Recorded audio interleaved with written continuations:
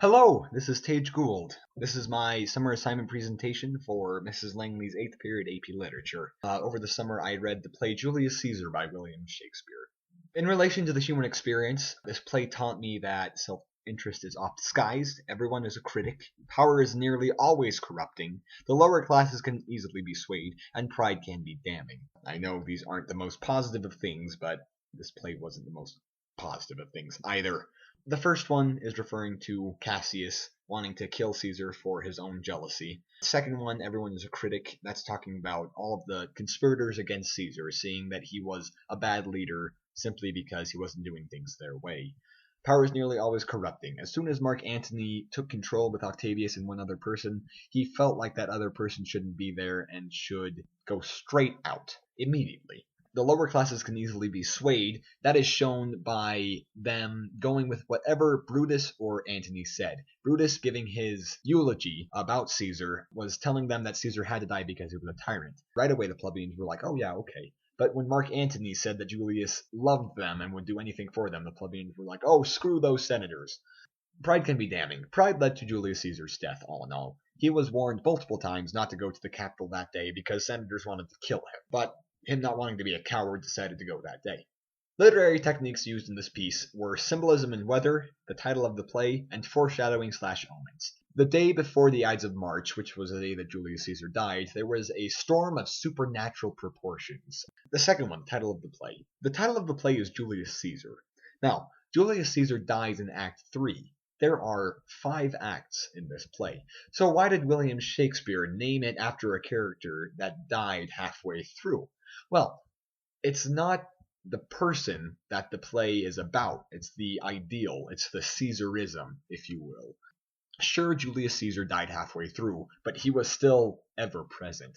He was there with Brutus as a ghost form, saying that Brutus was going to die. He was there watching over the battlefield when Cassius was killed. Brutus saying that he was mighty yet. Caesar was always present, whether it be as a ghost or watching over the battlefield. Foreshadowing/omens. Now, Julius Caesar was warned multiple times that he was going to die. The first time was when he was walking through the streets celebrating. A soothsayer came up to him and said, "Beware the Ides of March." And Julius Caesar just paid no attention to this because he's prideful. Calphurnia, his wife, dreamt the day before the Ides of March that Caesar was going to die. She dreamt of a lion bleeding and people drinking from him. And you know what he said? Nah, screw it. I'm the freaking emperor. Nothing bad's going to happen to me. I'm going to go there anyway. Now, I've only had a couple of experiences with this play before reading it. Mainly just the intertextuality and references to the play. Like, "Friends, Romans, countrymen, lend me your ears." Or, obviously, the "Beware the Ides of March." But I also discussed with my father the possibilities that I had chosen for my summer assignment. I mentioned Julius Caesar, and he said, well, you know that's one of Shakespeare's best plays, don't you? And that piqued my interest, really. Because I had heard of Julius Caesar in my world civilization class. He was just this fantastic emperor, in my opinion.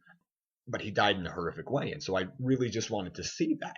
Also, last year at Shakespeare Competition, which is a part of the Southern Utah Shakespeare Festival, there was a piece where we were just sitting in this outdoor amphitheater. It was really cold. We didn't know what was happening. And then all of a sudden, these people start storming the aisles, screaming, "Those traitors! They murdered him! They should die!" And just things like this. I had no idea what was happening until a man in a suit walked onto the stage and said the famous line, "Friends, Romans, countrymen, lend me your ears." And then I knew that it was something that was going to change my life. So I was just really interested in seeing what this play was about because I had learned the history, I had seen examples of the eulogies, and I just really wanted to see if it really was a tense and thought-provoking play that it promised to be. Turns out it was. It was quite a short play. I didn't expect to get through it in the 2 days that it took me, and I easily could have just sat down and read it all in one day, but being Tage Gould, I like to procrastinate. But anyway, it was short and it was quite tense. There were sections where I just felt my insides churning up because I knew what was coming, and it was so masterfully presented to me that I knew something bad was coming, but I couldn't stop it. Yes, so thank you very much.